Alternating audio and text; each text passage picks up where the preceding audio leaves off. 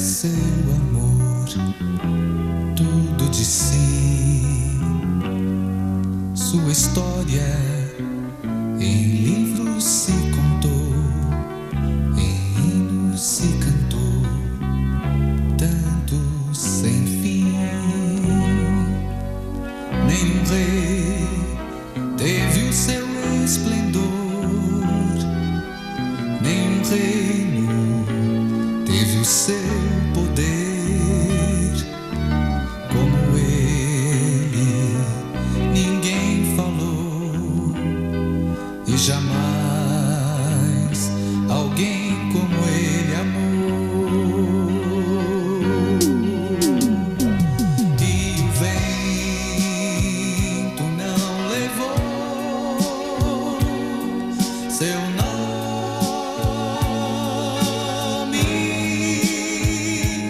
para sempre, para sempre Jesus, Jesus. Outra vez, um dia voltará, colher o que encontrar do que plantou. Sua glória nas nuvens se verá, com anjos a cantar em seu louvor. Nenhum rei terá o seu poder, nenhum reino o seu esplendor como ele não haverá. Só ele é Senhor.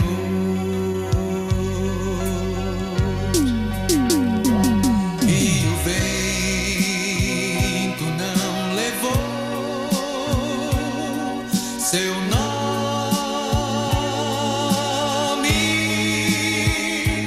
para sempre, para sempre Jesus, Jesus. E o vento não levou sua glória.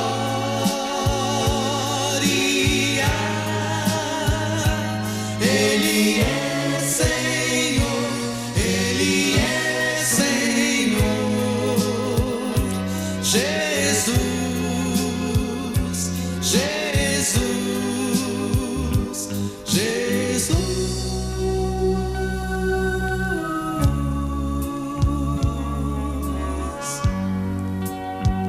Deus está presente aqui com a gente, né?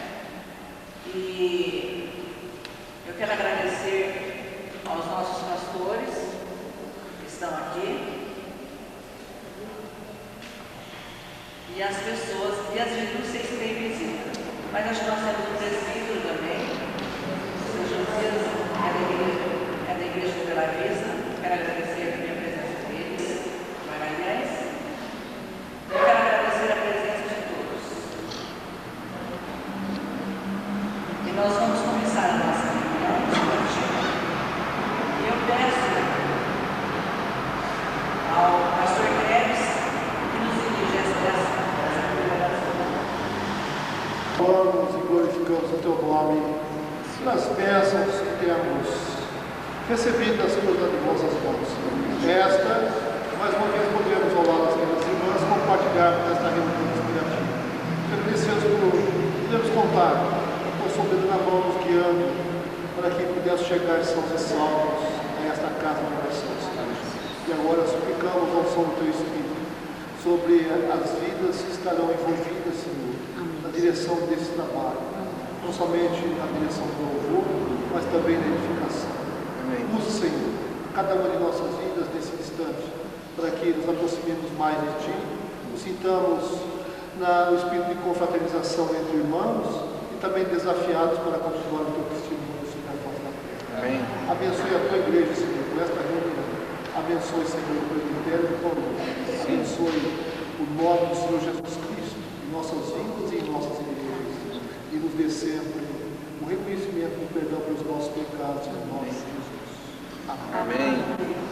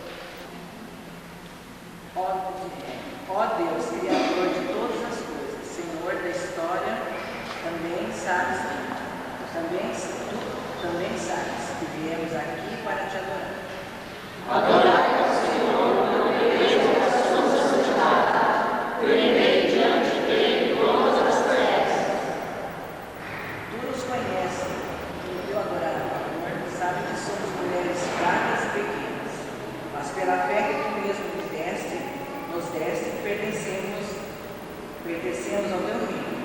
Aqui estamos nos oferecendo para te servir em troca do seu inefável amor revelado em Jesus Cristo.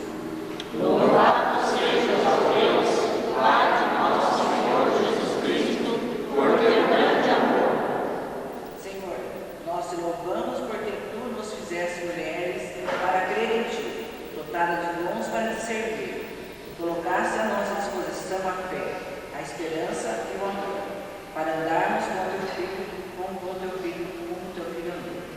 Bendize a minha alma ao Senhor, e tudo que há em mim, bendiga o seu santo nome. Bendize a minha alma ao Senhor.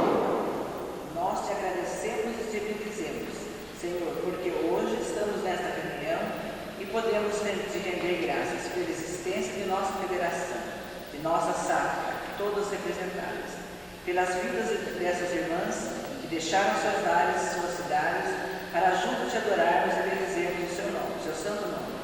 Obrigado pela oportunidade de reunidas ouvirmos a tua palavra.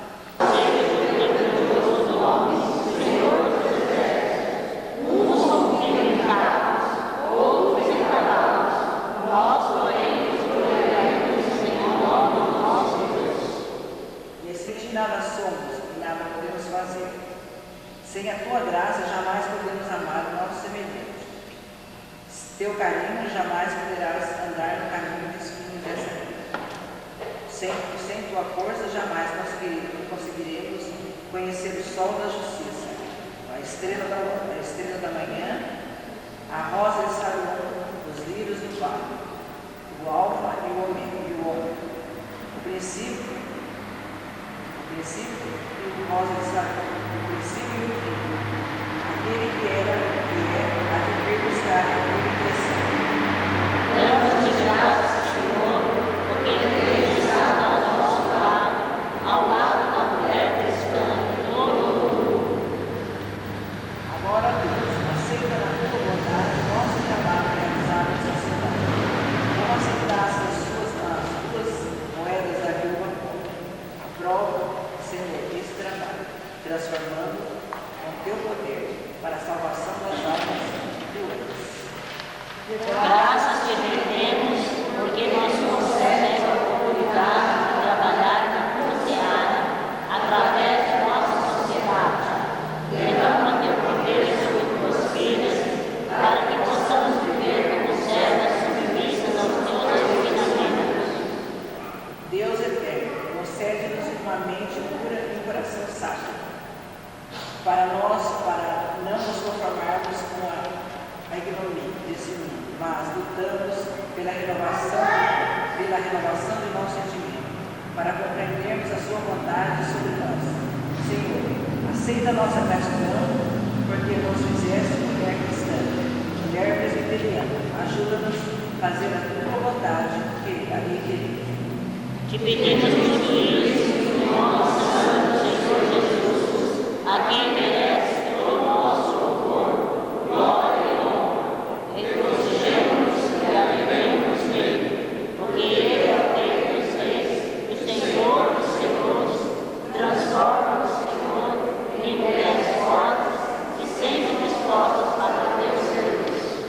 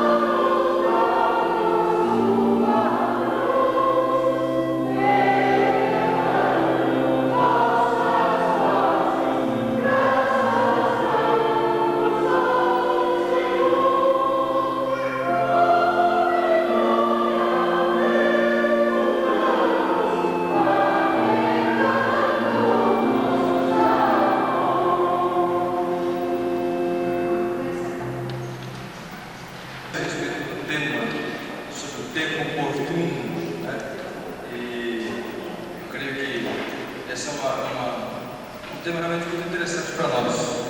Para falar sobre o tempo oportuno, a gente tem diversas coisas para falar sobre isso. Eu creio que, entendo que esse tema, tempo oportuno, ele está muito ligado àquela palavra a respeito do servir ao tempo oportuno de salvação. O que é um tempo oportuno? Tempo oportuno é o momento certo para fazer alguma coisa, a oportunidade certa. Porque tempo existe os mais diversos. Agora, há tempo que realmente é certo para alguma coisa. E a Bíblia fala diversas coisas para nós acerca disso. Por exemplo, em Provérbios capítulo 25, versículo 11 e 12, nós encontramos: como maçãs de ouro e salvas de prata, assim é a palavra dita a seu tempo. Como pendentes e joias de ouro puro, assim é o sábio repreensor para o ouvido atento. Como maçãs de ouro e salvas de prata, assim é a palavra dita a seu tempo. Há tempo que é certo, há tempo que é oportuno para nós falarmos determinados tipos de palavras. Isso é uma coisa que deve estar sempre clara em nossa vida. Em Colossenses, lá do outro lado da Bíblia, nós temos a palavra do apóstolo Paulo, no versículo 5 do capítulo 4, dizendo: portai-vos com sabedoria para com os que são de fora, aproveitai as oportunidades. Tempo oportuno, tempo que se nos aparecem oportunidades para fazer algumas coisas. Evidentemente, aqui Paulo está falando para os que são de fora, ele está se referindo claramente ao tempo oportuno de darmos um testemunho claro para as pessoas a respeito do Senhor Jesus. E é verdade que há tempo para tudo, há tempo de se calar, há tempo de falar. E eu não li, mas Eclesiastes fala que há tempo para todas as coisas sobre o céu, sobre a face da terra e sobre os céus. Nós temos realmente tempo para tudo. E quem é pai, mãe, vai ficar um problema. Quem vai cantar os hinos aqui fala nós auxiliadores, eu não posso cantar, porque eu estou falando mentira, né? No máximo eu falo nós auxiliadores. Então agora eu vou falar dos pais e mães. Então nós sabemos que tem tempo oportuno para as coisas, porque há tempo que nós podemos, que nós devemos conversar com os filhos, há tempo que nós devemos castigar os filhos, às vezes uma palmada, às vezes um outro castigo. Então nós sabemos que há tempo para as coisas, tudo tem seu tempo, todas as coisas têm seu tempo, e nós falamos isso para os nossos filhos queridos, e os nossos amigos, e as pessoas, e como pastor nós temos falado isso para a igreja também, que devemos aproveitar, saber identificar o tempo certo para as coisas. Mas eu queria falar hoje sobre uma outra coisa. Eu queria falar um tempo que é sempre oportuno, um tempo que é sempre certo. Não é um tempo oportuno assim que se nos aparece de vez em quando, é um momento. Então, ainda no carro nós estávamos vendo, alguém estava falando e eu escutei e ficou na mente. Vocês agora eu estou lembrando. Alguém falou que nós temos que aproveitar a oportunidade, que não sei quem falou que nós temos que aproveitar as oportunidades, não podemos deixar passar as oportunidades, senão elas se vão mesmo. Mas eu queria falar de um tempo que é sempre oportuno, sempre oportuno. Então vamos abrir nossas Bíblias agora, todos juntos, em Efésios, capítulo 5. Efésios, capítulo 5, nós vamos ler do versículo 15 até o versículo 21. Efésios 5, do versículo 15 até o versículo 21. Diz assim a palavra do Senhor: portanto, vede prudentemente como andais, não como nécios, e sim como sábios. Porque os dias são maus. Por esta razão não vos torneis insensatos, mas procurai compreender qual a vontade do Senhor. E não vos embriagueis com vinho, no qual há discussão, mas enchei-vos do Espírito. Falando entre vós com salmos, entoando e louvando de coração ao Senhor com hinos e cânticos espirituais, Dando sempre graças ao nosso Deus e Pai, em nome de nosso Senhor Jesus Cristo. sujeitando-vos uns aos outros no temor de Deus. Pai querido, nós estamos diante da Tua palavra e mais uma vez nós pedimos sabedoria, conforme a Tua promessa, para podermos compreender a mensagem que o Senhor tem para o nosso coração. Dê-nos a instrução que vem de Ti, Pai, a oração que fazemos em nome de Jesus. Amém. Bom, meus irmãos, minhas irmãs, então a palavra de Deus nos fala de um tempo que é sempre oportuno.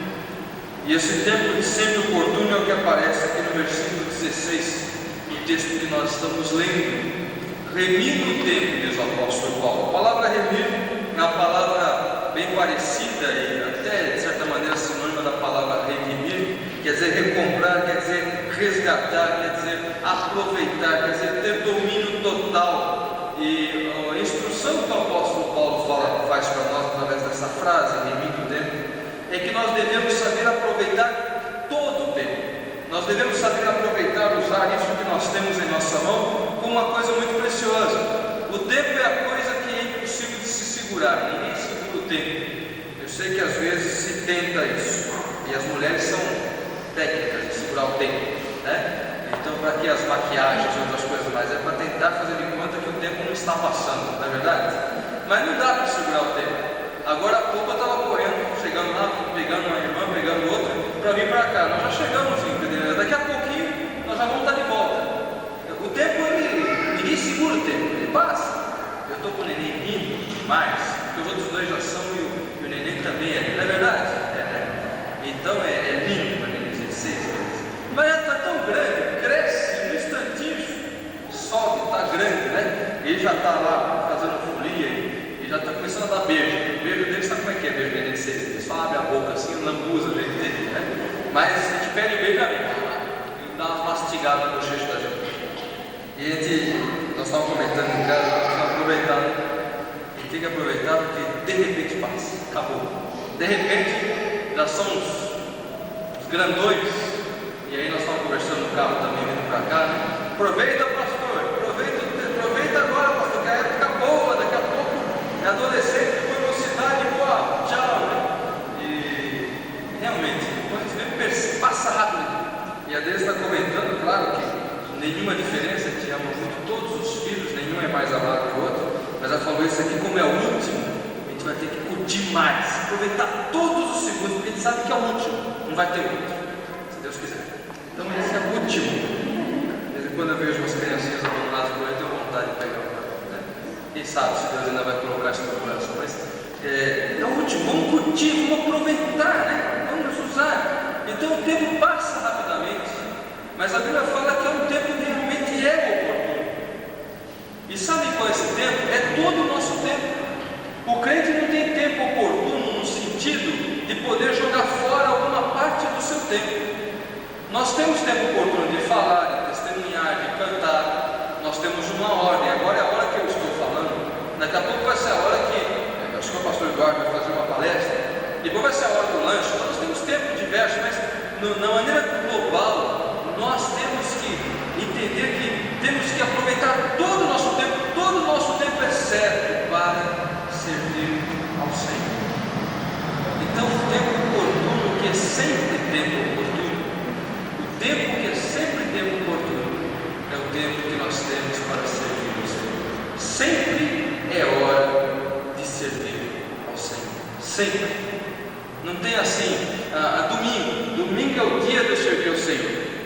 E nós cometemos muitas vezes esse erro. Eu tenho falado algumas coisas, inclusive com algumas pessoas, inclusive com o meu pastor auxiliar lá na República.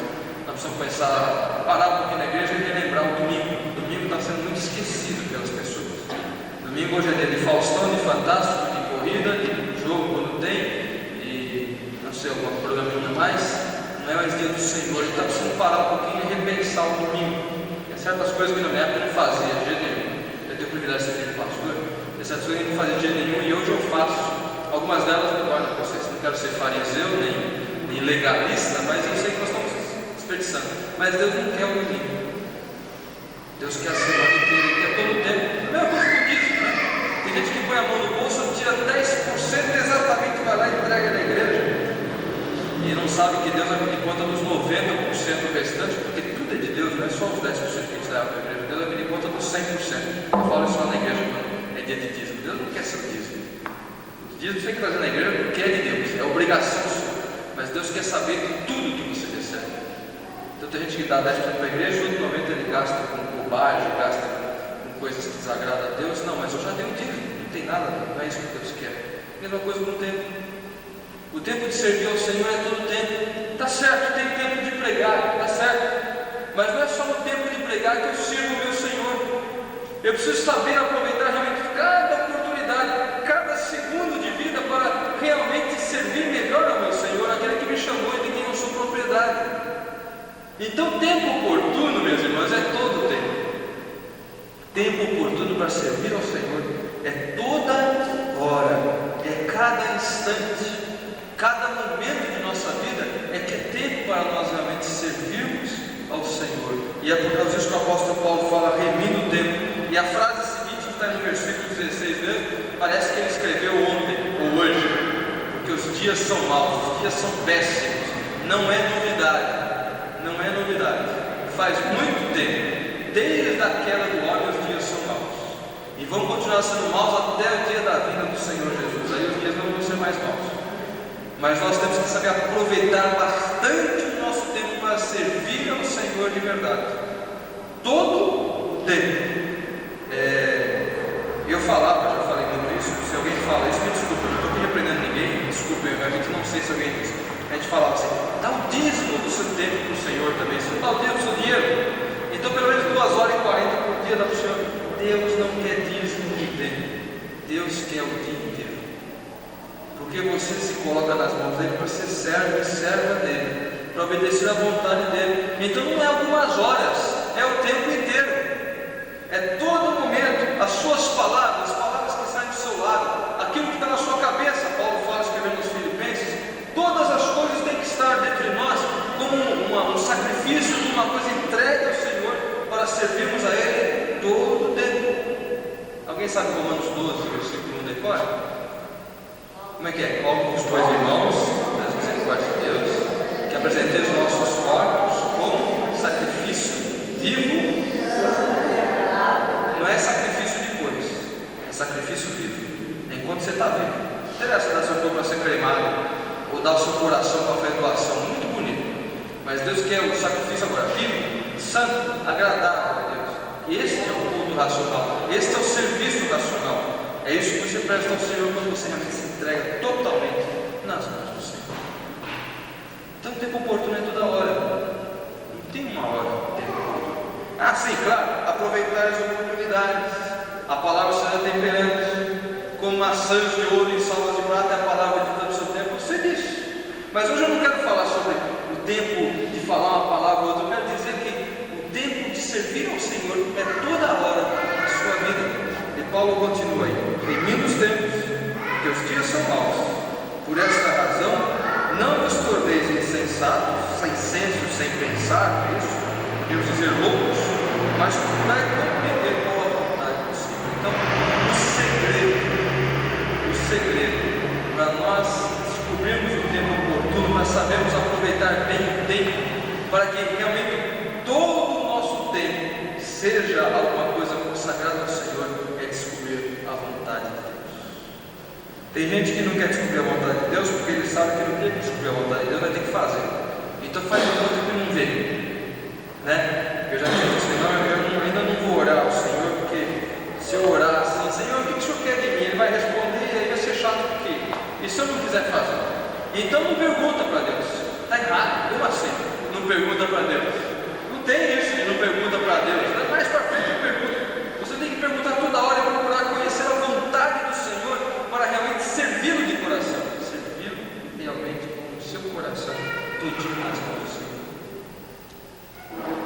Nós temos que aprender a descobrir qual é a vontade de Deus. Como fazer para descobrir essa vontade do Senhor? O que fala a oração do Senhor? Né? Nós oramos na igreja, reunimos aquela seriedade toda. Pai nosso que estás nos céus, santificado seja o teu nome. Venha o teu reino. Daí, seja feito o quê? Tua vontade. Nós pedimos para que seja feita a vontade de Deus, por que nós não queremos descobrir a vontade de Deus? Por que a gente briga com Deus para Ele fazer a nossa vontade, como um Deus servil, um Deus empregado da gente? Enquanto nós somos chamados é para servir a Ele. E precisamos aprender a descobrir a vontade de Deus. É isso que precisa estar em nosso coração. Vou pedir a uma irmã que abra no Salmo 143, versículo 10.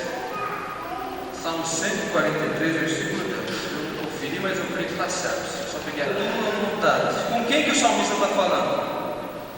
Com Deus. Então, o jeito de descobrir a vontade de Deus, em primeiro lugar, como é que é? Vou falar com Ele. É orando, é conversando. É tão claro, tão óbvio, tão fundamental, tão infantil, mas é a verdade.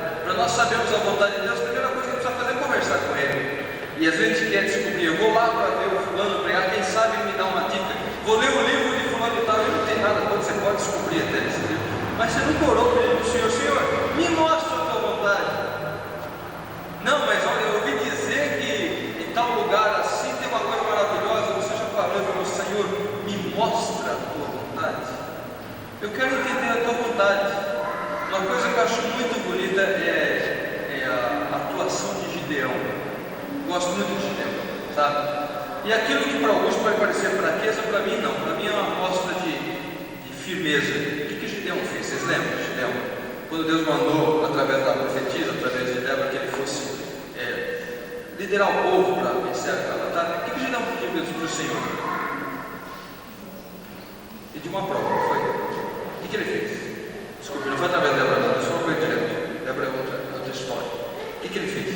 Ele pegou lã, pôs em cima da grama e falou: Senhor, se é isso que o Senhor quer de mim mesmo, faça que amanhã, então, se eu não me lembro a ordem, mas você sabe, amanhã e a lã esteja seca e a grama molhada por lá. O que aconteceu? Ele falou: Senhor, me desculpe, mais uma vez, amanhã de novo, ao contrário, que daí a lã esteja molhada e a grama seca. O que aconteceu?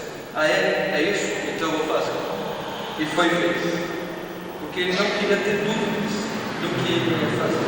Eu não vejo isso como uma fraqueza, eu vejo isso como uma firmeza. Nós temos que aprender a vontade de Deus, ter certeza que é a vontade de Deus, e é claro, sabendo e tendo certeza, fazer a vontade de Deus. Claro, lógico, porque Ele é Deus, Ele é o dono da vida. Sempre é tempo oportuno de descobrir a vontade de Deus e de cumprir a vontade de Deus. Sempre, não é algumas horas. Você pode dar umas horas para ajudar na igreja, você pode dar umas horas para fazer visita, você pode dar umas horas para participar da reunião, ajudar o pastor em alguma coisa, mas sempre é hora de servir ao Senhor.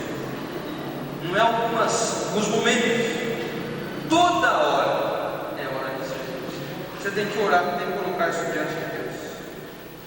Nós temos um texto maior um pouquinho, eu quero que as irmãs abram, os irmãos também, 1 Pedro 2, primeira carta de Pedro 2, capítulo 2. Crianças recém-nascidas, o genuíno leite espiritual. Sabe o que é isso? Isso aqui é comunhão, a gente está perto do Senhor. Esse leite é que nos alimenta e nos dá o conhecimento das verdades de Deus. Eu, para saber aproveitar bem meu tempo, o Senhor tem que orar, mas eu tenho que ter comunhão com Deus para entender a vontade do Senhor. Porque o meu tempo realmente vai ser um tempo nas mãos do Senhor. Se é um tempo que eu faço, que eu uso, realmente de acordo com o que Deus quer, e não de acordo com o que eu quero. Algumas vezes nós falhamos nisso, algumas vezes não, muitas vezes. A gente quer dar mãozinha para Deus. Já viu gente dando mãozinha para Deus? E muita gente que deu mãozinha para Deus se estrepou. Moisés quis dar uma mãozinha para Deus. Deus mandou ele fazer uma coisa e foi fazer outra. Deu certo, funcionou, mas desobedeceu. Não era a vontade de Deus, não entrou na terra prometida. Saúl também, Deus mandou ele fazer uma coisa. Falou: não, vou trazer lá as vacas, eu vou fazer um sacrifício para Deus. Cheio de boas intenções, de dar uma mãozinha, fazer coisa para o Senhor. Não era o que Deus queria. Também se estrepou, mas é isso aí, né? Perdeu o reinado, porque desobedeceu. Então às vezes é cheio de boas intenções com Deus, mas a gente não conhece a vontade do Senhor, não orou, não tem comunhão com Ele, não busca compreender o que a palavra dele fala para nós. O que acontece? Fazemos as coisas não dá certo, nós falamos: mas eu fiz para Deus, por que Deus não abençoou? Porque talvez, por melhor que fosse a coisa, não era o que Deus queria que você fizesse. Isso é muito importante, sabe? Nós compreendemos estas verdades. O que fala o Salmo 1:2? Só para lembrar. Bem-aventurado o homem que não anda com o versículo 2. Antes tem o seu prazer na lei do Senhor, e na sua lei medita de dia e de noite. Pois ele será como árvore plantada, frondosa, plantada junto à corrente de águas, e que diz que jamais deixa de ser verde, deixa de dar fruto, mas sempre está produzindo, sempre. Por quê? Porque é uma pessoa que medita, que olha, que procura conhecer a vontade de Deus, fazer a vontade de Deus. Remira o tempo oportuno de servir ao Senhor. É um tempo em que nós temos tudo para o Senhor, procurando conhecer a vontade dEle e fazer tudo o que Ele tem preparado para cada um de nós. Efésios 6:6. Alguém lê para mim? Está para mim? De um irmão, daí, fui redundante, mas é a hora que a senhora vai fazer aquela comidinha gostosa na panela. Tem que ser feito tudo como se fosse feito para o Senhor, para o bem do seu próximo. E a hora que está costurando, que está trabalhando, quem trabalha fora, ou quem trabalha dentro, porque não se trabalha só fora, trabalha mais dentro que fora. Mas, e aí? Você está fazendo como para o Senhor? Ou para as pessoas? Porque é isso que eu estou a dizer, que a Deus. Não importa o que você esteja fazendo, não importa se está jogando bola, não importa se você está cozinhando, não importa se você está trabalhando em alguma outra coisa, é tempo de fazer a vontade de Deus sempre, fazendo todas as coisas como para o Senhor e não para agradar a ninguém mais, mas realmente para agradar ao Senhor nosso Deus. Dever nosso é nós dedicarmos tudo para Deus, aonde quer que nós estejamos, seja qual for a hora, tudo para o Senhor. A gente não gosta muito disso porque geralmente a nossa vida é cheia de pecado em todos os sentidos. A gente procrastina, sabe o que é procrastinar? É adiar as coisas que devem ser feitas na hora, fazer depois. Nós deixamos de fazer as coisas boas, que também é pecado, porque o pecado não é só fazer as coisas boas, é deixar de massa, mas é deixar de fazer as coisas boas. Então a gente não gosta de pensar muito na questão de todo o tempo do Senhor, porque a gente vai ver quanto nós erramos. Mas essa é a realidade. O tempo de servir ao Senhor é todo o tempo que nós temos em nossas vidas. Tudo. Daí que vira o tempo, aproveitar. Os dias são maus. Vamos procurar conhecer a vontade do Senhor. É isso que nós queremos. Que queremos servir melhor a Ele. Por essa razão, não vos torneis insensatos, mas procurar compreender qual a vontade do Senhor. Não vos embriagueis com vinho, no qual há dissolução, mas enchei-vos do Espírito. Se eu estou com comunhão com o Senhor, buscando é isso que é encher do Espírito. Falando entre vós sempre com salmos, entoando e louvando de coração ao Senhor com hinos e cânticos espirituais, dando sempre graças ao nosso Deus e Pai, em nome de nosso Senhor Jesus Cristo, sujeitando-vos uns aos outros no temor de Cristo. Por que o crente hoje tem tanta lamentação? Por quê?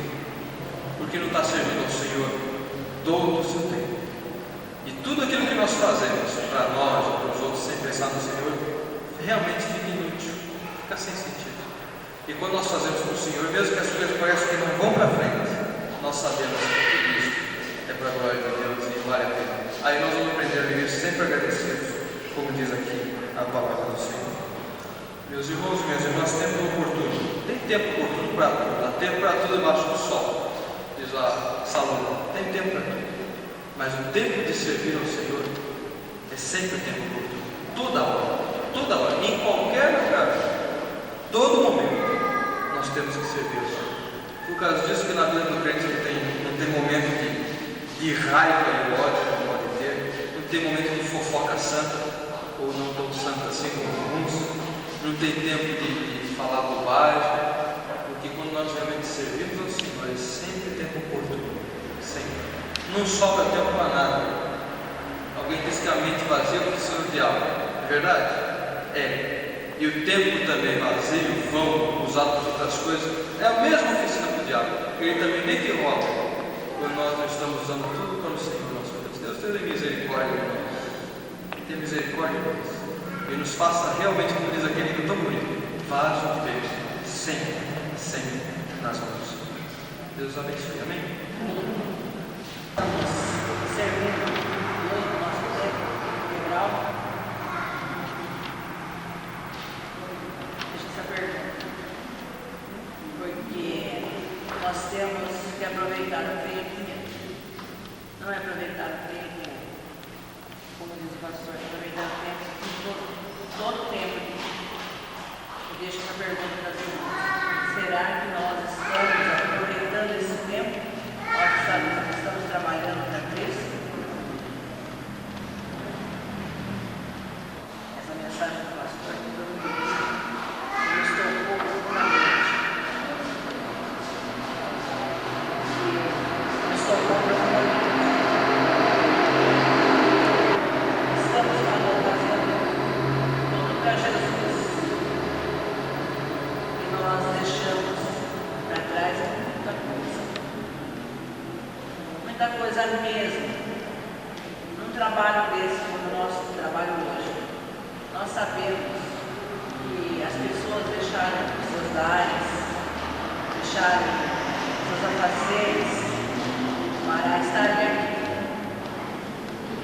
Então eu acho assim, Deus está ao lado de cada um, nos abençoando. E Ele está nos mostrando essa palestra que o pastor nos deu.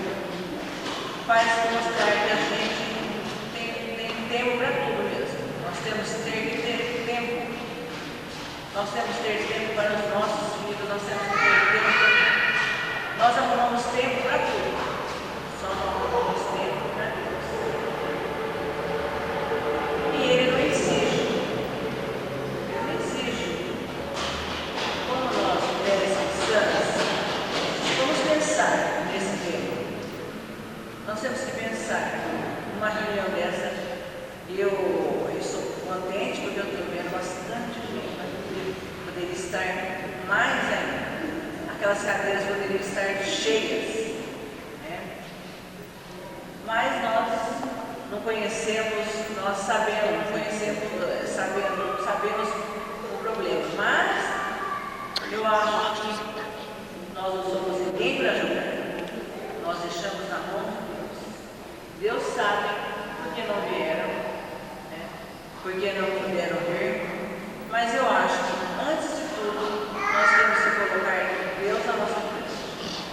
E nós fazemos muita oração, porque a nossa oração fala mais alto do que qualquer coisa.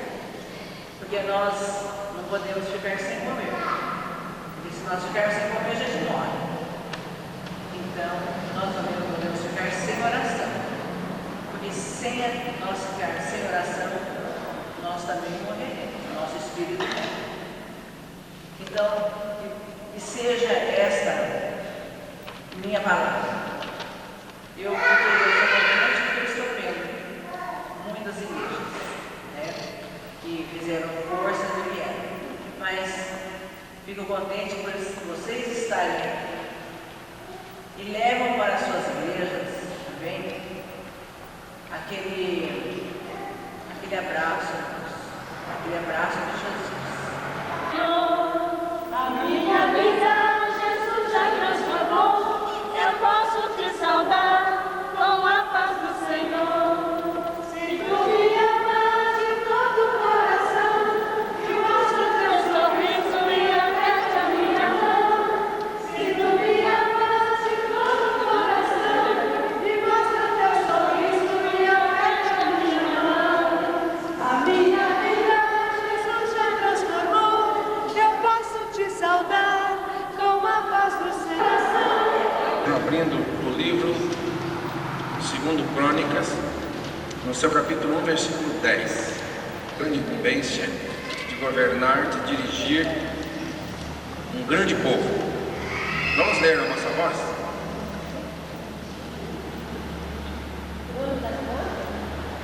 Dá-me, pois, agora sabedoria e conhecimento, para que eu saiba como conduzir-me a testa deste povo, pois quem poderia julgar a este grande povo? Pode sentar.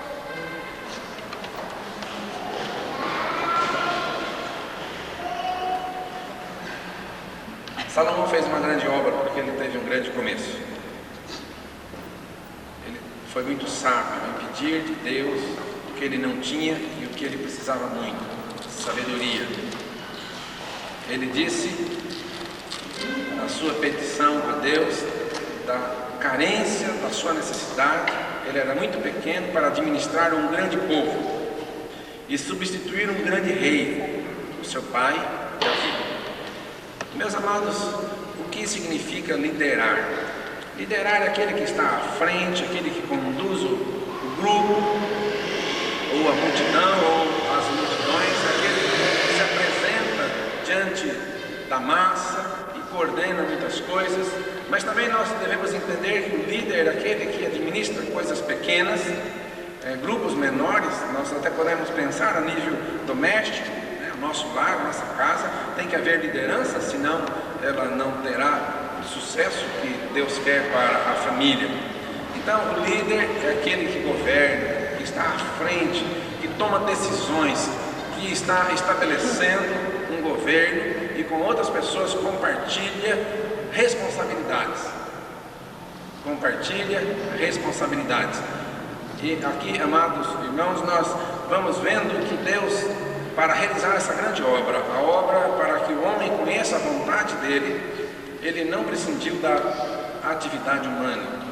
Deus tem preparado pessoas para atividades especiais, e cada um sabe e entende e tem prazer em fazer aquilo que o seu coração satisfaz, aquilo que Deus tem colocado como serviço, como atividade.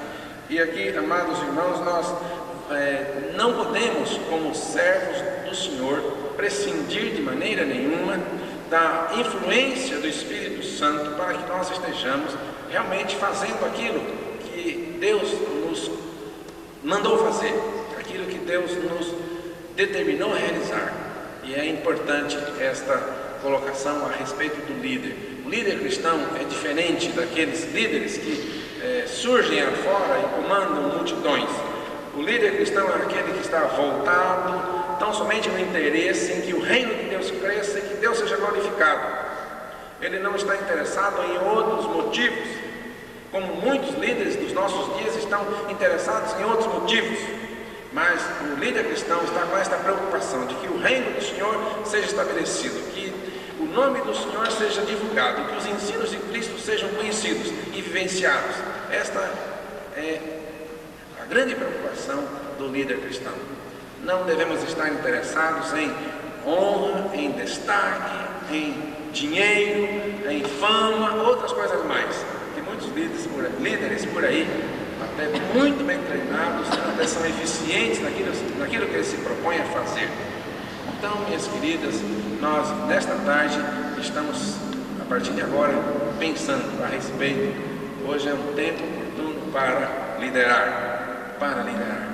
E a liderança é um trabalho por demais difícil. Nós queremos pensar convosco, amadas irmãs, que para o bom líder ter um grande sucesso na sua vida, é fundamental que ele esteja muito ligado àquilo que nós ouvimos há pouco. Até parece que nós dois combinamos, mas não, humanamente não. Foi o Espírito do Senhor, tenho certeza disso, que conduziu à tarde, ouvindo as orações de todos que se empenharam pelo sucesso da nossa reunião. Então, parte que eu deveria dizer já foi dito, graças a Deus por isso, Nós vamos ganhar tempo com isso, O líder cristão é aquele que está agindo sob, repito, embaixo da influência do Espírito Santo. Muito bem, o líder cristão, meus irmãos, minhas irmãs, é distinto daqueles líderes daí de fora. Então, vamos nos ater a tão somente do âmbito doméstico.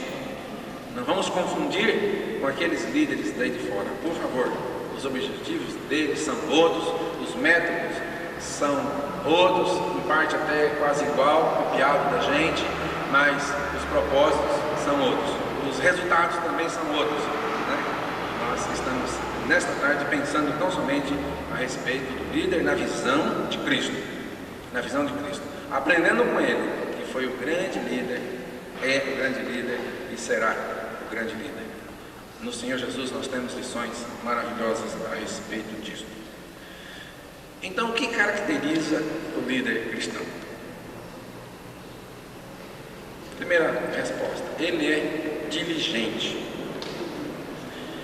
Diligente no sentido de dedicação, aquele que se desgasta, aquele que está assim sempre alerta para as coisas serem feitas, no planejar as atividades, no delegar atribuições a outros que também façam essas atividades e também se envolver para que as atividades sejam realizadas e ver os resultados obtidos.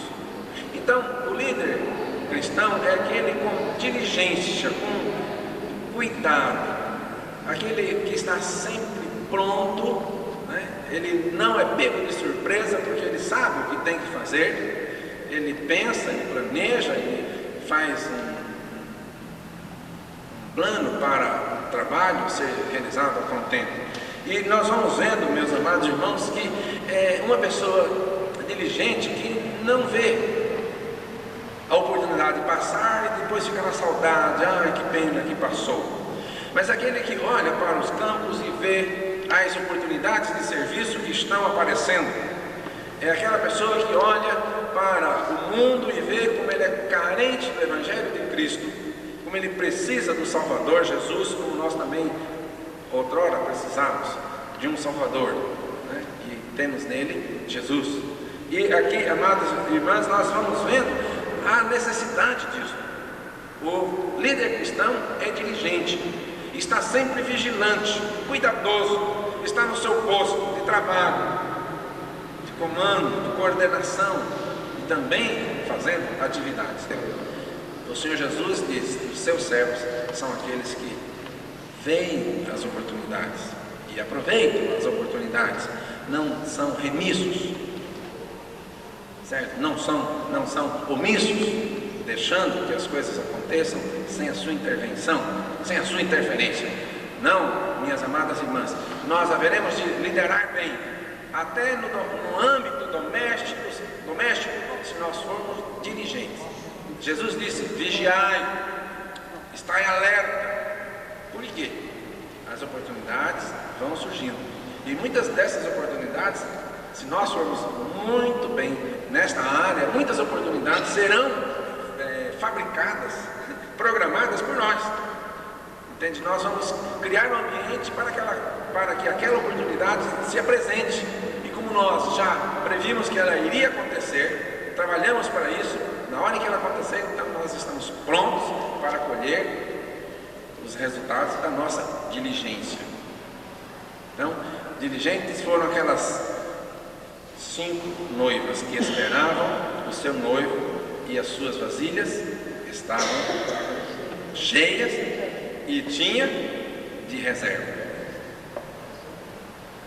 Estão lembrados desse texto? Não diligentes, loucas, nécias, o texto é bem claro. Aquelas que estavam com as vasilhas vazias, e aí o noivo chegou e elas não puderam se dirigir à casa do noivo para a celebração do casamento. Então o líder cristão é aquele que é diligente, está sempre ativo, em diligência, em atividade. Outra característica, ele é estável. Estável aqui no sentido de estabilidade. Não é aquela pessoa que depende da cotação do dólar para estar bem, não depende das condições meteorológicas para estar bem, mas o líder cristão é aquele que tem estabilidade. As circunstâncias podem ser as mais adversas possíveis, imagináveis, que ele esteja vivendo, mas ele tem a estabilidade. Olha aí, é uma coisa muito difícil de ser cultivada, reconheço. Mas se nós formos ser liderados por alguém, né, se nós participamos de um grupo cuja liderança está à frente de uma pessoa instável, dependendo do seu estado, das circunstâncias que ela está vivendo, é que vai depender do seu humor. Não pode ser assim. Não pode ser assim, porque nós a cada dia vamos vendo estas realidades sendo passadas, sendo vivenciadas, né? E nós vamos aprendendo. Esta estabilidade nós temos na pessoa do Espírito Santo que habita no nosso íntimo. Nós podemos imaginar, lá está um navio, na entrada do porto, vamos pensar assim em Santos, né? Ele tem que lançar âncora ou amarrar o cabo nas boias, que também tem o mesmo significado, o mesmo serviço. Se ficar solto, até o vento ou a força da maré vai levar aquela grande embarcação a um lugar indesejado. Então, o crente, o líder cristão, é aquele que tem estabilidade, que é constante, que sabe o que quer. Não é daquele tipo de pessoa, por exemplo, chegou um pastor, um líder novo, um missionário qualquer na cidade, ele começa a fazer algum movimento e de repente ele fala assim: ali está, eu vou para aquela, ali sim, né? Então muda, né? Às vezes leva filhos, né? E depois os problemas vêm por causa dessas dificuldades, dessas instabilidades. Vamos ver aí, Gálatas 1:6-8, vai mostrar. texto é bem claro, dizendo assim, olha, vocês estão passando para um outro ensino, para uma outra conceituação. Não façam isso. Vocês estão saindo do certo para o errado. Então, amadas irmãs, o líder ou a líder cristã deve ser estável. Sabe onde ela tem a fonte, ela sabe onde está a sua âncora, ela sabe onde está firmado o alicerce da sua casa, ou seja, Jesus. Não é uma pessoa daquele tipo de Maria vai com as outras, que pensa o que os outros estão pensando, e muitas vezes esses outros que estão pensando, que influenciam os crentes, não têm o temor de Deus. Estabilidade, meus amados irmãos, é quando nós muitas vezes estamos em dúvida, uma situação nova que apresenta na nossa frente, nós vamos à fonte, vamos ao tira-dúvidas, que se chama Bíblia Sagrada. Os crentes de Bereia, quando Paulo e seu companheiro de visitação evangelística começaram a pregar o Cristo, a Bíblia nos diz que eles pegaram as Escrituras e começaram a conferir.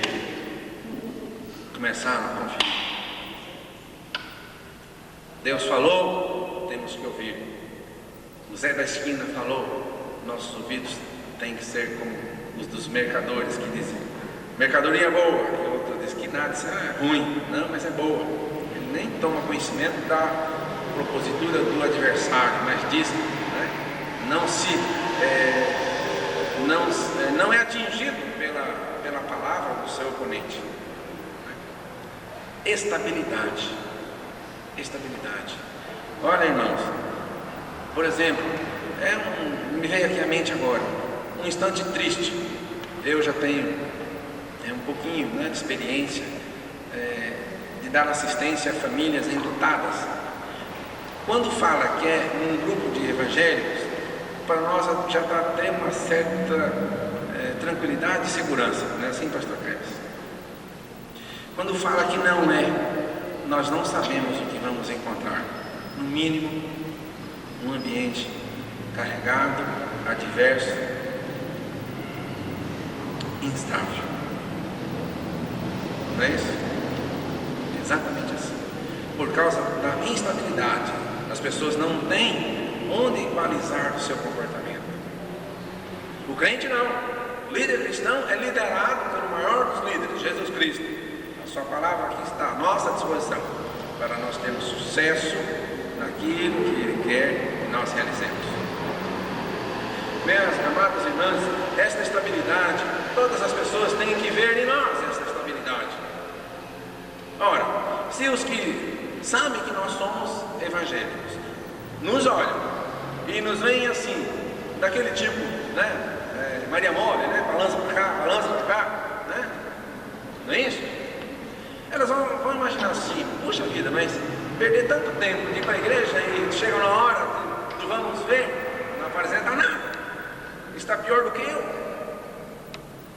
Não podemos ser instáveis, não devemos ser estáveis, não como meninos. O vento é norte, vamos todos para o norte. O vento virou para o sul, vamos todos para o sul. Não, na verdade, esta estabilidade nós devemos demonstrar. Um exemplo bem prático disso: a criança chega para o pai, posso fazer tal coisa? Posso brincar lá na rua? Aí ele fala assim, pergunta para sua mãe. Aí ele vai na mãe, mãe, eu posso ir lá na rua brincar com tal amiguinho? Pergunta para seu pai. E daqui a pouco o pai fala não, né? E o menino vai lá na mãe, mãe, o pai falou que não, mas eu queria brincar lá fora. Pode ir? Pode. Então um exemplo negativo da instabilidade do casal em relação aos filhos. Deu para vocês verem, hein? Indo à frente. Terceira coisa que o líder tem que ter. Líder cristão, para ter sucesso na sua vida, precisa ter uma grande dose de amor. Grande dose de amor. Eu devo confessar para vocês, irmãs, que eu levei um bom tempo do meu pastorado sem falar em amor.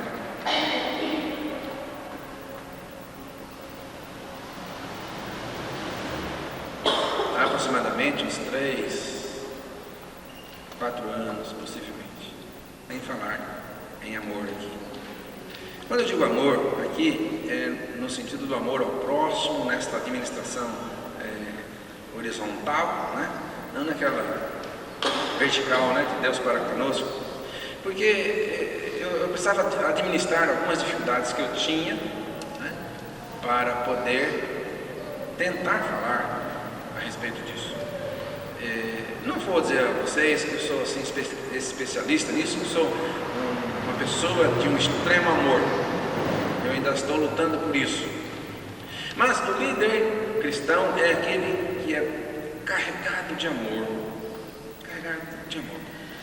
Agora, amar é um termo que todo mundo quer definir e não se tem uma definição completa. Os poetas, os sábios, os entendidos do mundo, através da história, têm tentado decifrar ou definir o amor e não têm conseguido. Então, até para definir é difícil, quanto mais para praticar.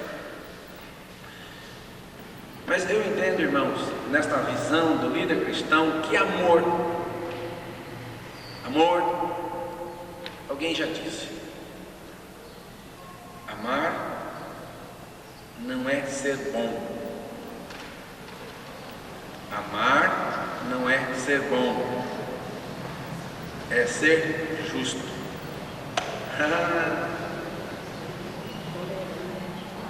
Amar não é ser bonzinho, qualquer coisa está tudo bem, não. Tem hora que os parâmetros têm que ser estabelecidos. Então amar não é ser bom, é ser justo.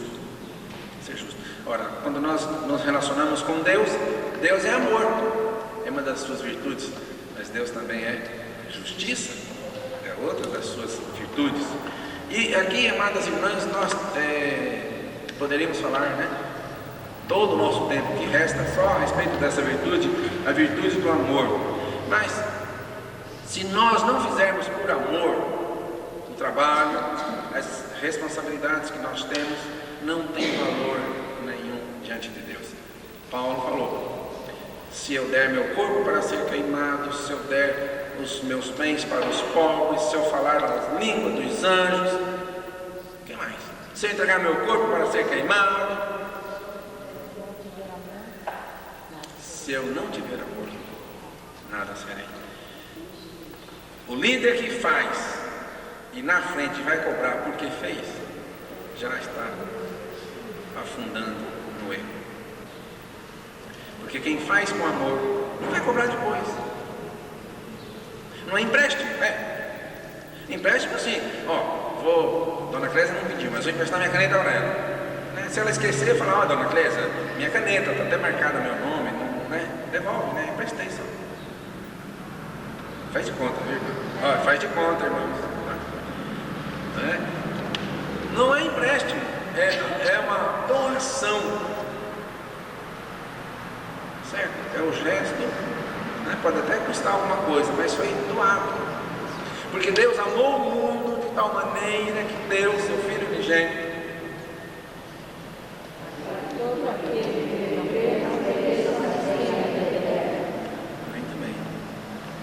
Deus amou, realmente Deus amou. Ele cobra alguma coisa em troca? Não. O líder cristão que não faz as suas atividades com amor não tem significado diante de Deus. E Paulo vai mais longe dizendo assim: olha, toda a obra que ele fez é como se fosse palha. O fogo vem e queima. Não tem durabilidade. Não tem durabilidade. De amor é bem conhecido, né?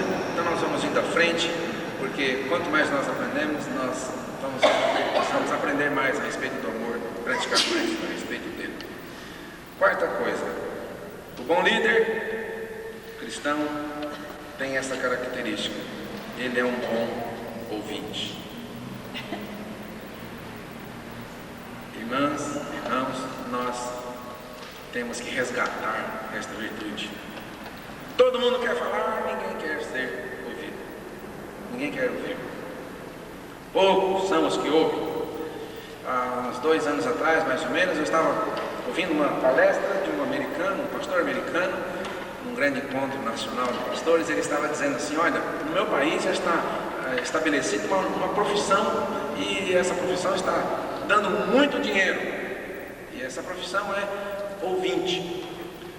Então o ouvinte anuncia, né, e as pessoas telefonam para ele: ô fulano, eu quero que você me ouça, né, e marca um encontro em qualquer lugar, eles se encontram, e aquelas 2 pessoas, né, marcam um encontro. O ouvidor, né, o ouvinte, né, vai com o seu cliente em qualquer lugar, marcado pelos 2. Então o do ouvido fica lá escutando, o outro vai, bam, bam, ó, 1 hora, X dólares. Não, mas ainda tem mais coisa para falar.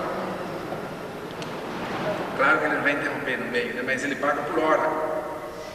O outro só escuta, só balança a cabeça. Não é para dar opinião, nem dar parecer, muito menos conselho.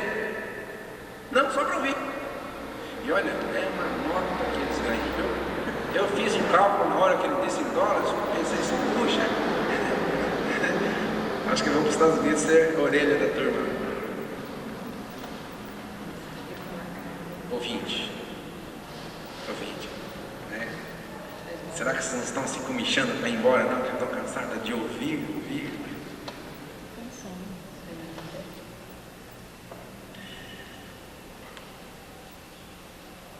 Vamos a um texto que diz,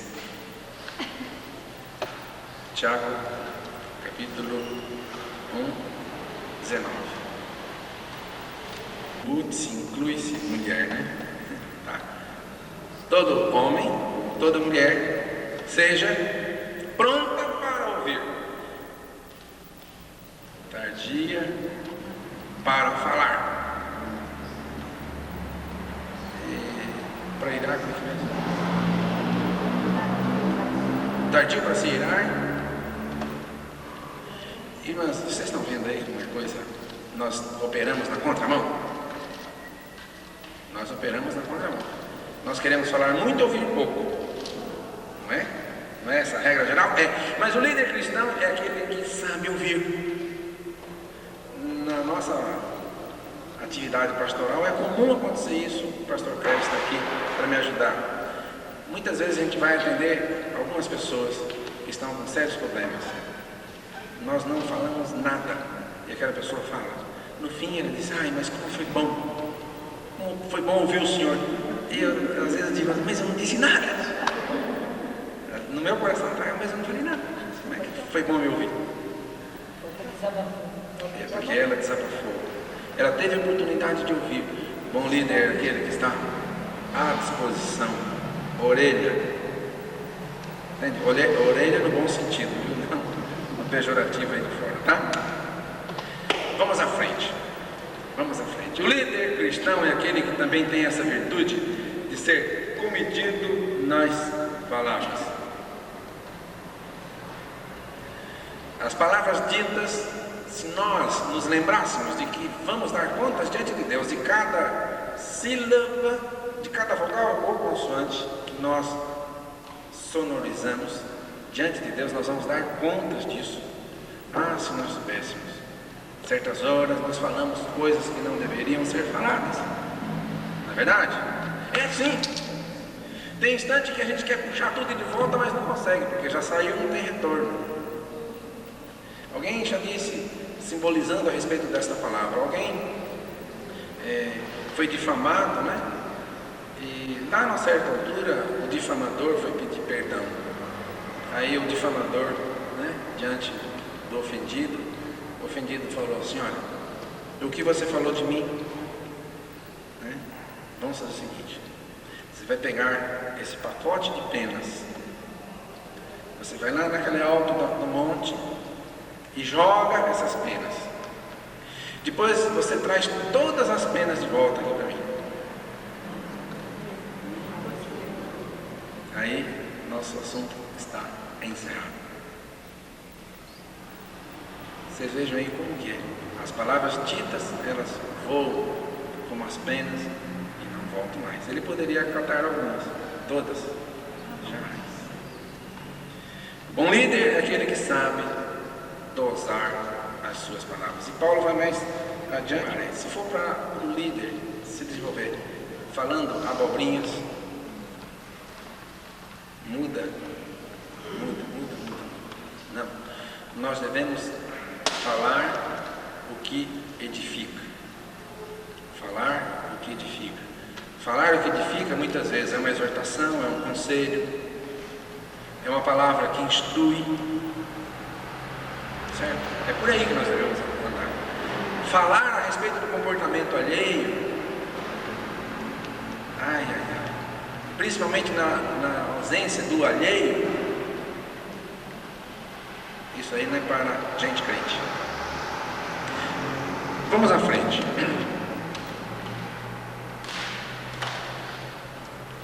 Sexta, ele tem autodisciplina.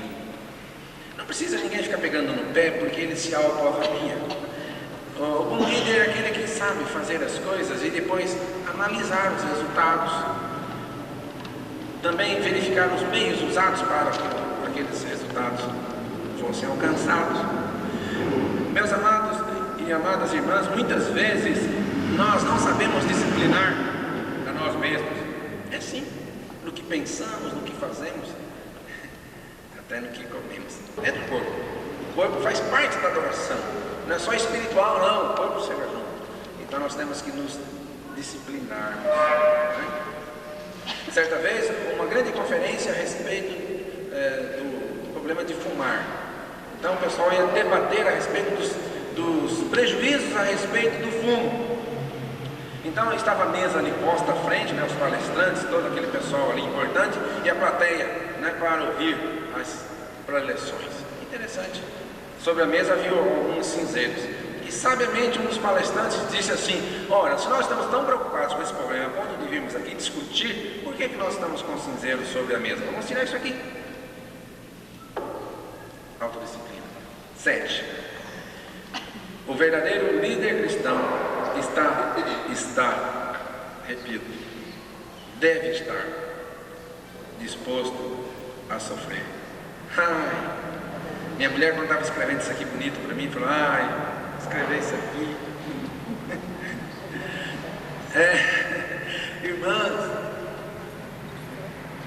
Irmãos, o verdadeiro líder deve pagar o preço que muitas vezes lhe faz sofrer.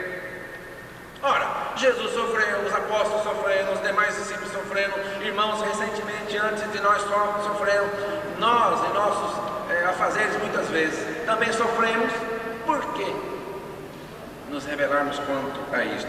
Nós devemos ter aquela visão de que, se necessário for, a cota de sacrifício que nós devemos assumir. Há pessoas que falam assim: eu vou entrar para a igreja evangélica porque eu já estou sofrendo muito, não quero mais ter problemas. Não faça isso, porque a coisa se complica ainda mais. Recentemente, numa conversa com uma pessoa, ela disse assim: olha, eu entrei para a igreja, né, foi tão bom, mas de repente começaram a surgir algumas coisas que antes não surgiam. Por que é isso, pastor? Eu falei: você está esquecido, porque eu já disse isso para você assim, assim. Aí relembrei de uma lição para ele. Temos que estar abertos ao sofrimento. Não naquela visão masoquista, tem que sofrer para ser feliz. Não é bem assim. Mas ter aquela noção de que, se as coisas no caminhar, né, nós precisamos dar a nossa cota de sacrifício, devemos fazer. Suporta as aflições. É para lá de sofrimento, né? Já é aflição. O negócio é bem mais pesado. O texto é Timóteo 4:5. 2 Timóteo 4:5. Né? Então, não é fácil. Não é fácil. Fazer a obra do Senhor não é fácil. Foi tão difícil que o primeiro para fazê-la, ele mandou seu filho. Não é coisa fácil. Ser crente não é vida para covarde, para medroso, para quem foge das dificuldades. Não. Pelo contrário, nós nós temos que ter esta compreensão. Se nosso líder maior sofreu a ponto de dar a sua vida, por que nós, ao perdermos qualquer coisinha, entramos no vale das lamentações? Errado. Paulo fala também a Timóteo, em outro texto que não está relacionado, diz assim: todos os que querem viver piedosamente serão perseguidos. E o Senhor Jesus disse para o nosso conforto: regozijai-vos quando contra vós vos perseguirem, né? Disserem todo mal contra vós, por minha causa. É João 5, 10 em diante, né? Mateus 5, 10 em diante. No final das bem-aventuranças ali, Jesus fala isso: regozijai-vos. E a nossa tendência é chorar e lamentar. E depois queremos ser bons líderes. Como? 8º ponto: leal à verdade. Lealdade à verdade, irmãos, é uma coisa muito dura também. Muitas vezes nós temos até que nos posicionar contra nosso marido, né? Nossa mulher, nossos filhos, nossos vizinhos, nossos demais parentes, porque nós somos leais à verdade. A verdade, ela não fica ao prazer de ser levada para lá ou para cá, ela é una. Então, o bom líder é leal à verdade. A verdade é dura muitas vezes, mas ela não pode ser transformada em mentira por nós. Esta é. Muitas vezes nós até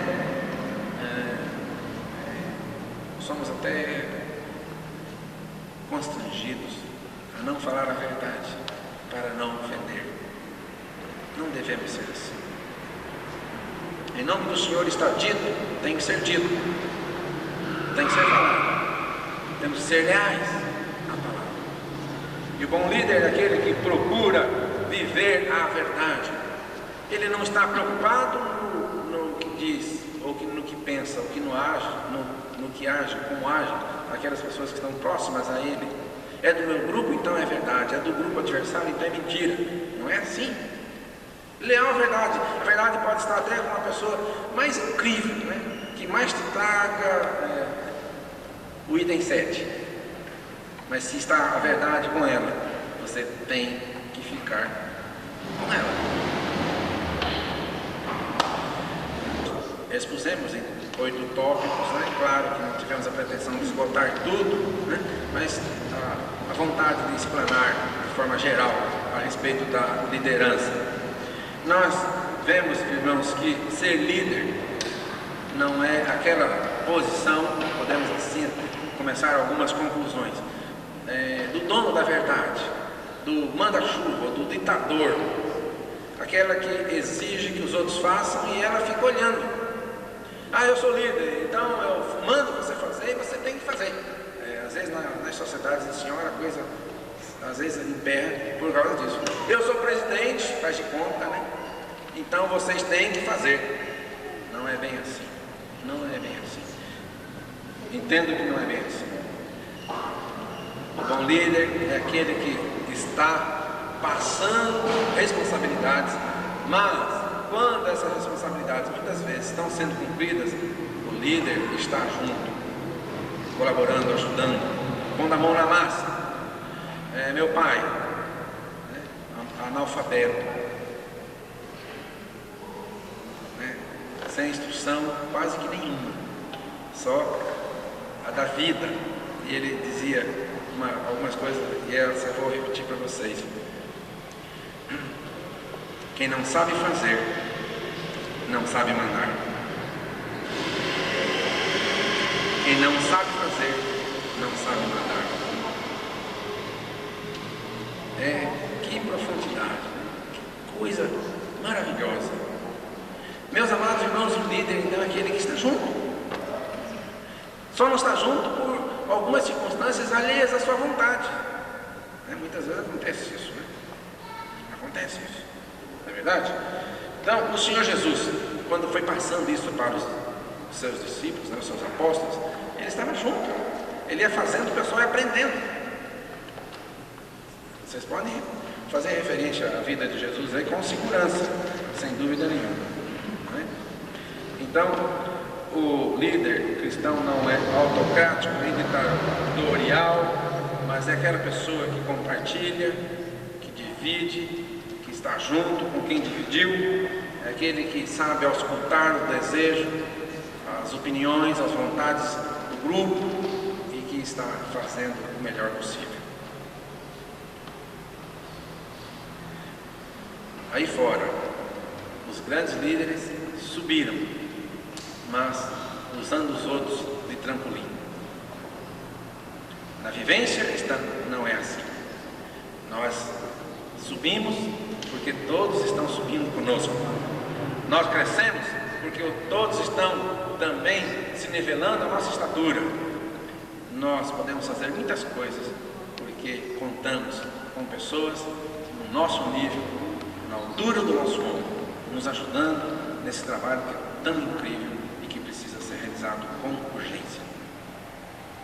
Concluindo aqui, nós vamos deixar algumas sugestões.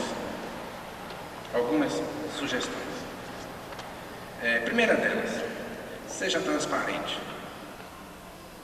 Seja transparente. Ou seja, use de sinceridade. Se você não sabe, diga, não sei. Se você errou, falhei.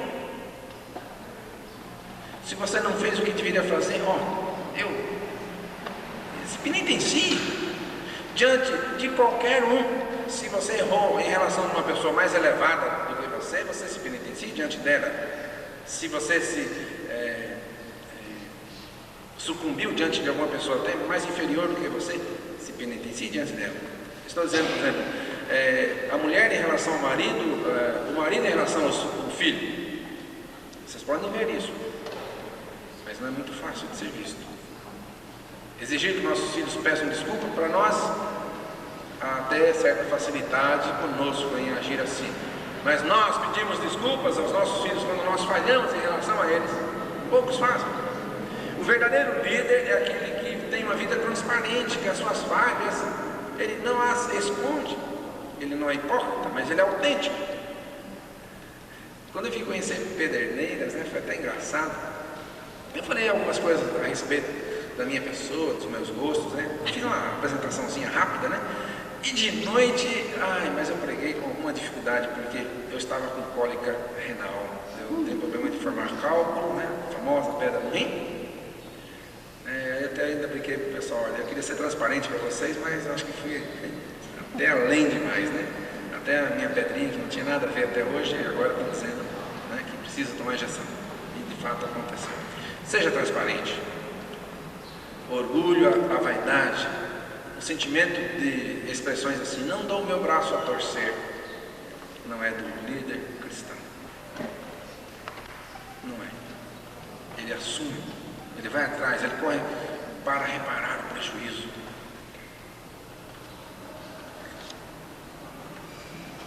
Outra coisa, outra sugestão, saiba empolgar as pessoas com seus ideais, com seus propósitos. Irmãos e irmãs, se nós não soubermos empolgar as pessoas que estão conosco nos investimentos que nós queremos fazer, nos projetos que nós queremos realizar, o barco vai afundar, a inércia vai se estabelecer. Nós devemos empolgar as pessoas para que elas conosco façam esta grande obra. E as pessoas precisam ser motivadas. E o bom líder é aquele que sabe motivar as pessoas, tirando-as da inércia, trazendo-as para a atividade. Muitas vezes as pessoas ficam reclamando, mas eu estou sozinho, ninguém me ajuda. Talvez a falha sua, uma delas seja essa aqui. Você não está sabendo empolgar as pessoas. Dentro da sua casa, seus filhos pequenos, se eles não forem motivados, estimulados a ajudarem em algumas coisas ali, não adianta a senhora lamentar, porque a revista está em cima do sofá, porque o sapato está em cima sei lá da onde. Não adianta. É serviço seu, principalmente, irmão, de motivar o seu filho a fazer, a realizar. Ó, a nossa casa é o nosso laboratório. É o nosso laboratório. Estamos acabando. Outra sugestão. As prioridades da sua vida como líder devem ser as prioridades da causa do Senhor. Se nós estivermos liderando, pensando em administrar os interesses pessoais, em detrimento aos interesses da causa, nós vamos naufragar com o nosso grupo. Não paira dúvida a respeito disso. As prioridades da causa devem ser para nós as que vêm à frente no elenco de coisas importantes. Buscar em primeiro lugar o seu reino e a sua justiça, e as demais coisas vos serão acrescentadas, diz Jesus, Mateus 6,33. Muitas vezes nós fazemos do contrário, vamos atrás das demais coisas e esquecemos do reino.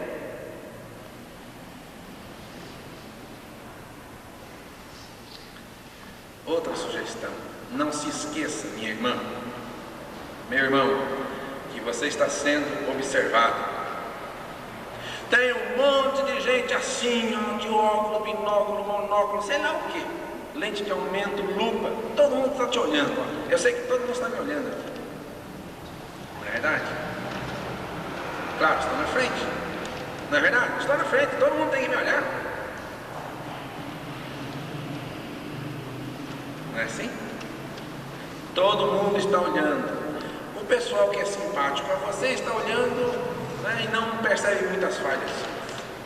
Mas a turma que não vai muito com a sua liderança, com o seu modo de conduzir as coisas, a sociedade, sei lá mais o que, fica assim como que na espreita, né? Contando as suas falhas. Não é igual aquele hino, contando as bênçãos, né? Contando as falhas. Contando as falhas. Eu conheço uma pessoa que Deus tem ajudado ela ter se libertado disso, né? Ela registrava num caderno as falhas que as pessoas cometiam contra ela. Olha, não é daqui não, viu? Não é daqui não, por favor. Não é daqui não. Anos. Eu acho que um caderno não era suficiente, eu devia ter vários. Eu nem peguei esses cadernos, né? Mas eu soube disso. E tem gente que registra aqui, ó. A memória é tão boa que guarda aqui, ó.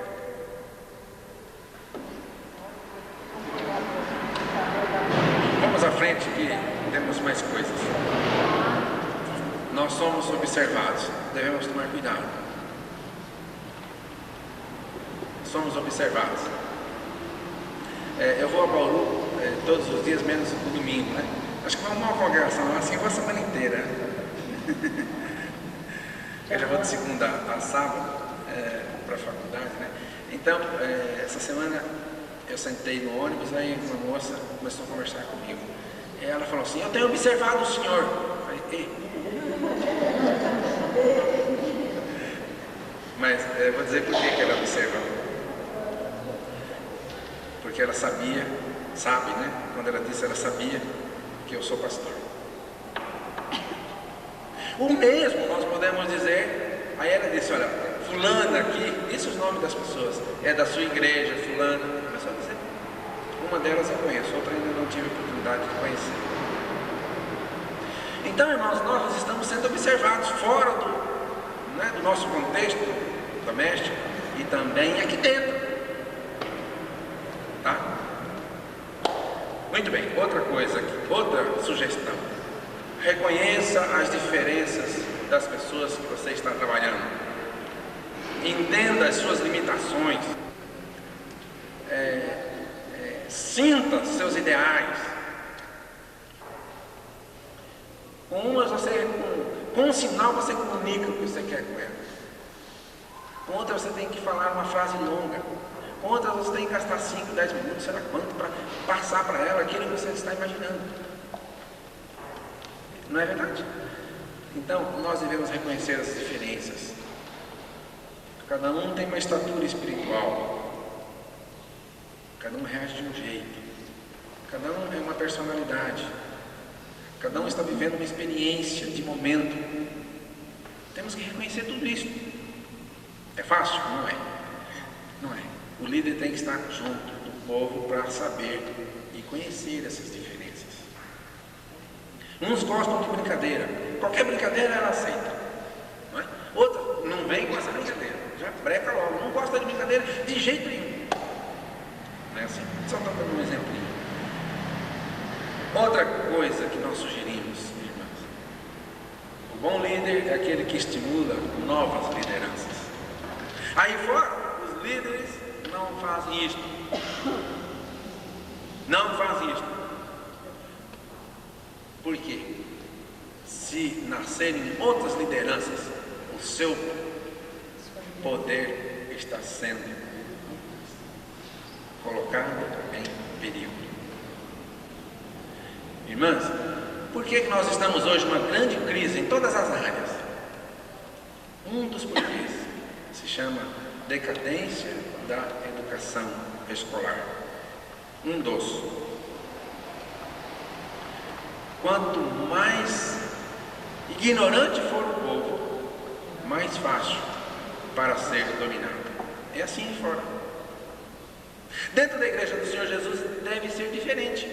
As pessoas têm que conhecer, saber, serem informadas, serem ajudadas, para que elas também cresçam, e todos nós cresçamos juntos e possamos fazer uma grande obra. Jesus fez isso aqui com uma sabedoria de mestre. Ele foi embora e ficaram as pessoas preparadas para continuar a obra. O verdadeiro líder cristão ensina o chamado pulo do gato. Vou explicar. O pulo do gato é aquele segredo, né, que só o gato sabia antes da onça pegá-lo. Na hora que a onça conheceu todos os truques, né, aí ela falou assim, é hoje, né? É hoje que eu pego ele. Quando ela foi nele, o gato pulou para trás, né? Aí ela falou, ué, mas você não me ensinou isso aqui? Aí fora é assim. Dentro da casa do Senhor, não. O líder cristão é aquele que está formando, estimulando novas lideranças, o surgimento de novas pessoas que iam te render bastante, né? Líderes de cabelos brancos, né? Já cansados. Se eles não formarem outra geração para assumir o comando, olha aí. O verdadeiro líder cristão, forma novos líderes. Novos líderes.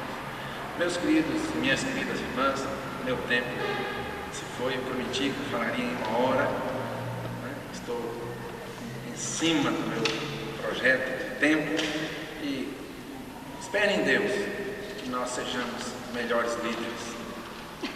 Que Deus esteja nos ajudando a realizarmos esse trabalho que não prescinde da atividade de quem quer que seja. Que Deus esteja nos ajudando. Amém?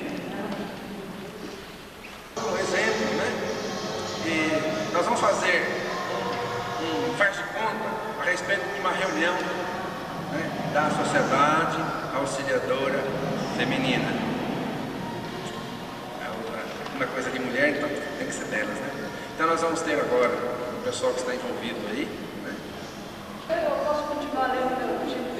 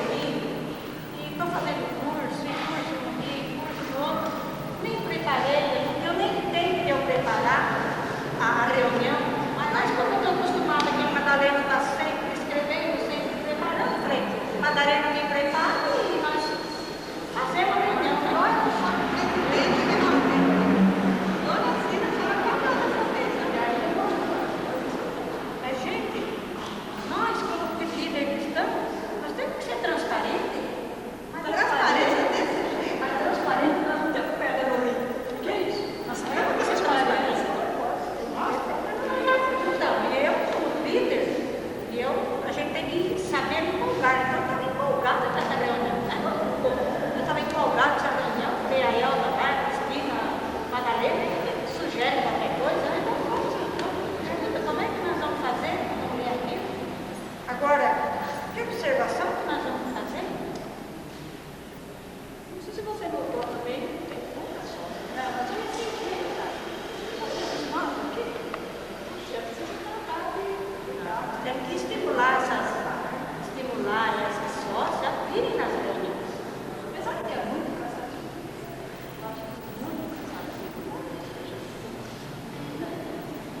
A gente vai ter que dar exemplo aqui, mas só que essa semana foi muito corrido para mim, eu nem preparei. E o que nós vamos fazer? Então, vamos adiar a reunião? Não. O que nós vamos fazer se nós vamos continuar com o quê? Não trouxe aqui. Mas temos aqui a moça que trouxe por acaso. Pode até emprestar, né? Vocês podem até emprestar a vida para a Rita? Pode emprestar? Não tem como. Reunião, que eu saiba, a reunião não pode fazer sem fora. Nós somos em 50 e só estamos em 3. Não dá para fazer essa reunião. Não, porque eu também nem estudei o texto. Que texto que eu vou ler na Bíblia? Você não imitei o texto aí.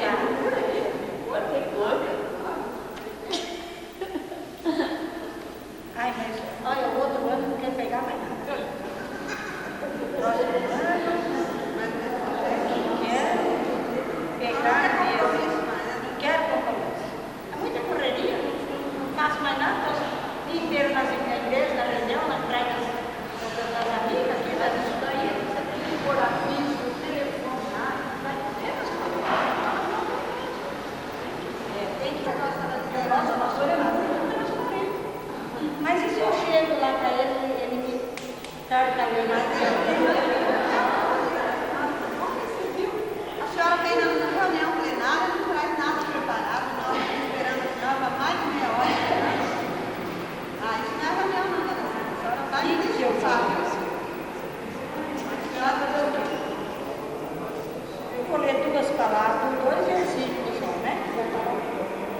E eu vou só ler, não vou falar porque eu não estou preparada para falar. O que nós temos que falar?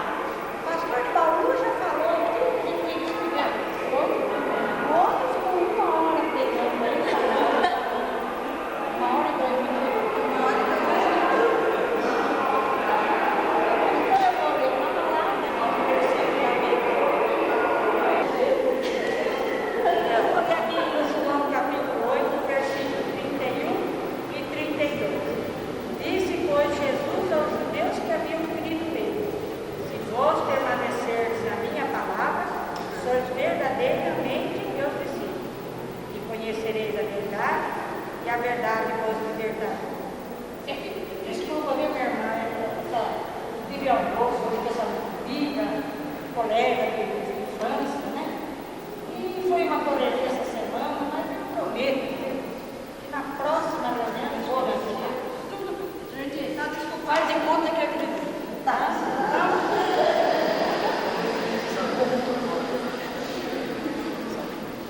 Né? Nós estamos iniciando a nossa reunião da SAF e eu tenho que começar no horário, eu não vou poder esperar mais ninguém. Mas graças a Deus, né, não faltou ninguém, todos estão aqui, então a gente vai poder começar. Então, primeiramente, vamos iniciar com uma oração silenciosa. Capítulo 53, versículo 2. Do céu, olha Deus para os filhos dos homens, para ver se há quem entenda, se há quem busque a Deus. Eu queria pedir para a nossa irmã Clésia escolher um hino para a gente poder cantar. Então, vamos colocar em pé, vamos cantar aquele canto que nós aprendemos aqui. Ele diz assim: há uma canção de amor, uma linda canção, né? Há uma linda canção, no céu e louvado amor, cantando, olhar, dando aleluia.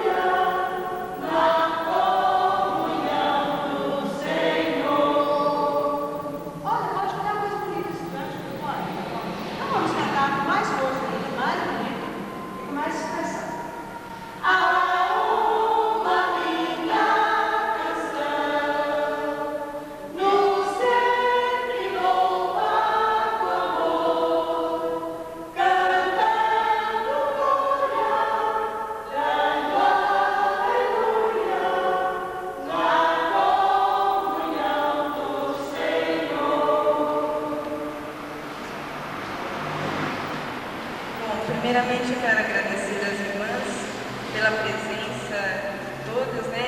E dizer que nesse mês toda a nossa programação foi cumprida.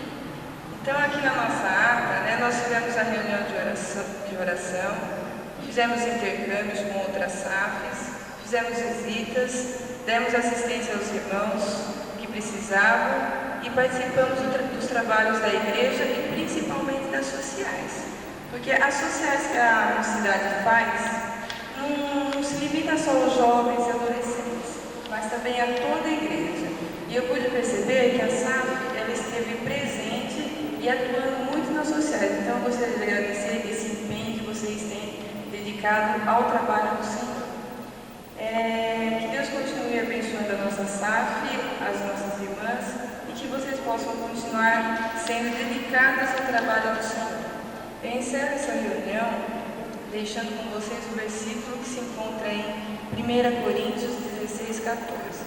Todos os vossos atos sejam feitos com amor, na certeza de que tudo aquilo que nós fizermos com amor, Deus estará nos ajudando, estará nos recompensando, porque o nosso trabalho no Senhor não é bom. Amém? Amém. Está encerrado. Quero agradecer de todo o meu coração, porque é um privilégio a gente estar com Jesus. E eu quero agradecer as pessoas, os pastores que estão aqui. Quero agradecer especialmente a Igreja de Pederneiras, que nos acolheu e fez esse programa muito bem elaborado. Quero agradecer a todos, indistintamente, que deixaram seus lares e vieram para cá. Nós vamos sair daqui com o coração cheio de alegria, como falava o Gabriel Cristiano. Só perde quem? Verdade. E nós agradecemos a presença de todos. Eu queria, se tiver algum pastor que quiser dar alguma palavra, às horas. E a nossa satisfação em vê-los aqui. Voltem sempre. E outras vezes nós possamos nos unir aqui para esse congraçamento e para essa edificação da palavra. Em nome da igreja presente e ausente, nós deixamos nossa saudação e gratidão às irmãs e aos irmãos.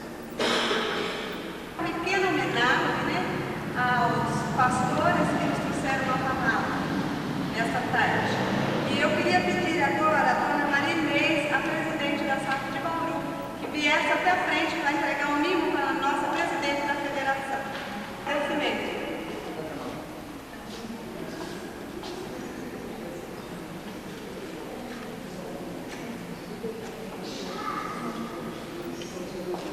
Gente, eu não mereço. É uma recordação da SAF de Pederneiras. Eu mereço, mas agradeço de todo o meu coração. Que Deus continue protegendo vocês. Que vocês sejam sempre aquelas mulheres que eu conheci, que eu conheço e não tem nem palavras para se expressar. E agradeço porque Deus está sempre presente na nossa vida. E Deus está também presente na vida de cada uma das irmãs. Porque cada uma das irmãs aqui, eu lembro, toda noite eu lembro de corações. Lá da igreja de Bauru, é uma flor, viu, pastor? Mas é para o senhor colocar no seu escritório pastoral.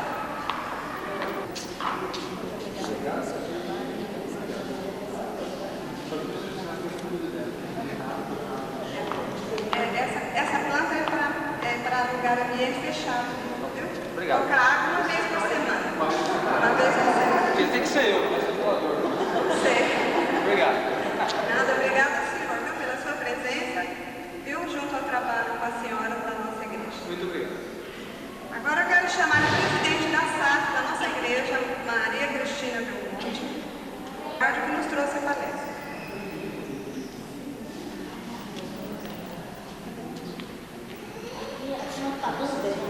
Não, isso não é pagamento. Não existe pagamento. É uma graça. uma lembrança, uma coisinha muito simples que a nossa SAF está oferecendo. E eu agora, para ficar de recordação desta reunião e desta tarde.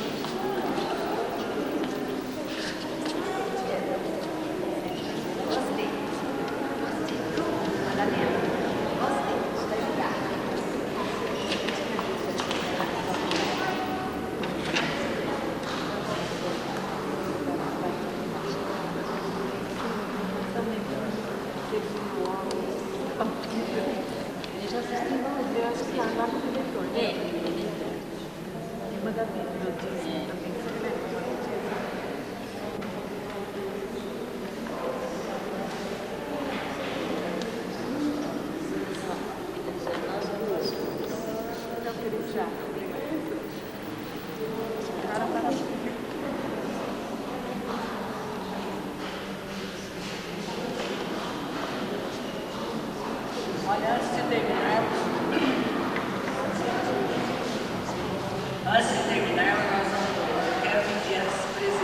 quero pedir favor para as presidentes, que agora nós vamos fazer Em Hebreus capítulo 13, ora o Deus da paz que tornou a trazer dentre os mortos a Jesus, nosso Senhor, o grande pastor das ovelhas, pelo sangue da eterna aliança, nos aperfeiçoe todo o bem para cumprirmos a sua vontade, operando em vós o que é agradável diante dele, por Jesus Cristo, a quem seja a glória para todos sempre. Pai querido, obrigado por esses momentos que passamos juntos. Te louvamos, ó Pai, porque o Senhor tem cuidado de nós, tem nos abençoado muito, nos ajudado, ó Pai, a entender realmente que somos propriedade do Senhor todos os momentos de nossa vida. E pedimos que o Senhor nos torne servos muito úteis, aprendendo a aperfeiçoar, ó Pai, tudo aquilo que fazemos, seja na questão de liderança, Senhor Deus, seja até mesmo no serviço, que o Senhor esteja realmente fazendo que nós tenhamos uma vida muito eficiente nas Tuas mãos. Tenha misericórdia de nós, ó Pai, abençoe esta igreja que nos acolhe, abençoe todas que estão aqui, e já pedimos a Tua guarda, ó Pai, a Tua bênção sobre nós que vamos viajar de volta para as nossas casas, e também Te agradecemos pelo lanche que vamos ter logo, ó Pai. Tudo isso vem das Tuas mãos e louvamos o Teu nome, porque o Senhor continua a ser aquele Deus de amor, aquele Deus carinhoso, Pai querido, que nós temos o privilégio de ter. Continue a nos guardar, mais uma vez pedimos, em nome do Senhor Jesus. Amém.